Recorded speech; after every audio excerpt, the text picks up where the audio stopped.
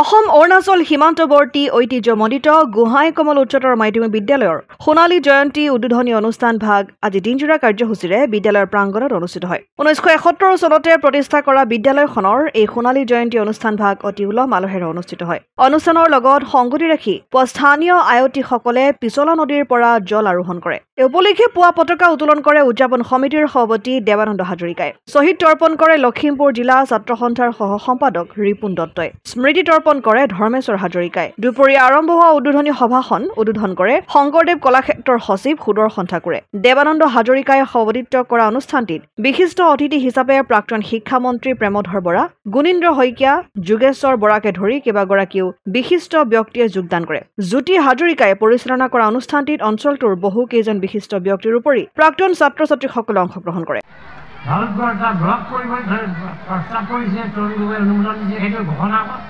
এই চাৰিটা কাম বাকী আছে এই চাৰিটা কাম হ'লে তেখেতক মই বুজাম নাৰায়ণপুৰৰ পৰা ৰাজেন বৰুৱা ৰিপৰ্ট অসম আদিত্য NKS হুণ্ডাইলৈ স্বাগতম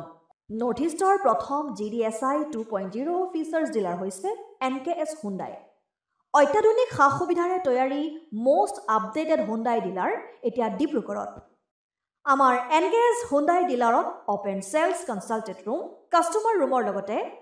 পুৰণি গাড়ীৰ এক্সচেঞ্জ ফেচিলিটিও ৰখা হৈছে ইয়াত সেলছৰ লগতে সাৰ্ভিস সেক্টৰৰ সুন্দৰ সুবিধা আছে প্ৰয়োজনীয় সকলো এডভান্স টুলছ হুইল বেলেন্সিং এলাইনমেন্টৰ অত্যাধুনিক machine post hydraulic lift fully ট্ৰেইনমেন্ট পাৱাৰৰ লগতে nitrogen gas filling facility fully automatic car ৱাছৰ ফেচিলিটিও আছে লগতে NKS হুণ্ডাই ডিলাৰে কাস্টমাৰ সকলৰ সুবিধাৰ্থে মোবাইল সাৰ্ভিস ভেনৰো ব্যৱস্থা ৰাখিছে য'ত হাইড্ৰলিক লিফ্ট ৱাছিং ফেচিলিটি